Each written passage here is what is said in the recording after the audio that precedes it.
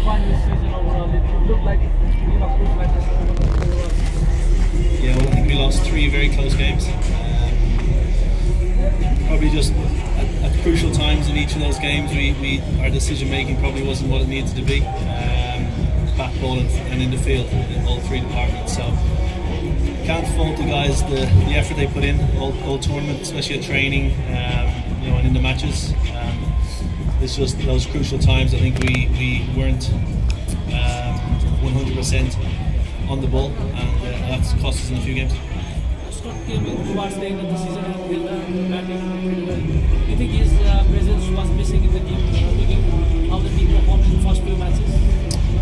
Well, I think in general the batting team, we probably struggled to adapt to the conditions we were presented with in the first 3 or 4 games. I think the wickets were, they started off a bit tricky, but then in the middle of the tournament they got really pretty flat.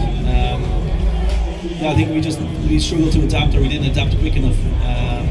Obviously bringing someone like Scott in, who's played here a lot for Holland, plays spin exceptionally well, and it was great to have him into the team for the last 3 matches. Captain missed the pre-season, the training sessions you had earlier this season, and he went wicketless for first few matches. Do you think his performance was the key that the team couldn't get the win in first few matches?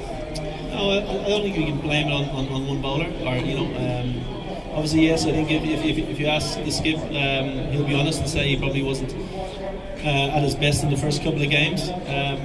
But hopefully he's learned that, and for next season he'll come in ready to go.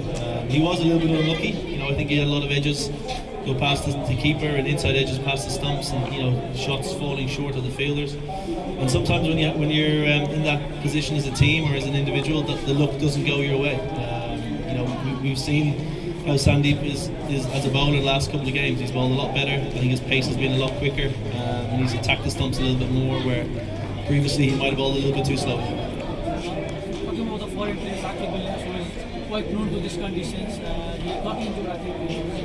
Do you think that was one of the key reasons that your team couldn't get the results?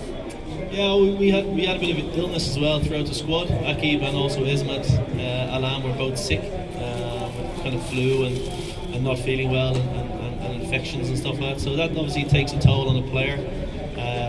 But of course, it's these tournaments, they're thick and fast, the games. So as an individual, you've got to come into it in form. It's hard to find form in a tournament that's so quick, with games every couple of days. In 2018, you came for the first time in Nepal as a player. Now you're coming back as a coach. What are the changes that you've seen in national team results? You've seen you have become ODI nation and played the World Cup second time. What are the changes that you've felt? Yeah, I think the depth in the players, the local players, is a lot more now than it was in 2018. The EPL was only, I think, a 5-team tournament.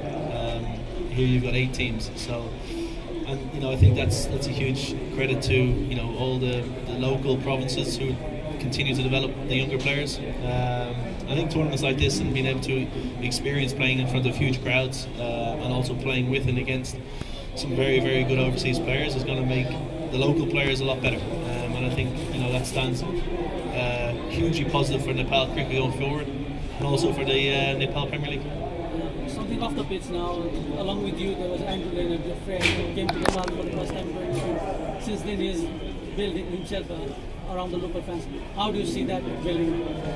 He's obviously a celebrity here. Anytime I go and have dinner with him in town, it's he's getting asked for photos, and he loves it. He's been very good to Nepal cricket.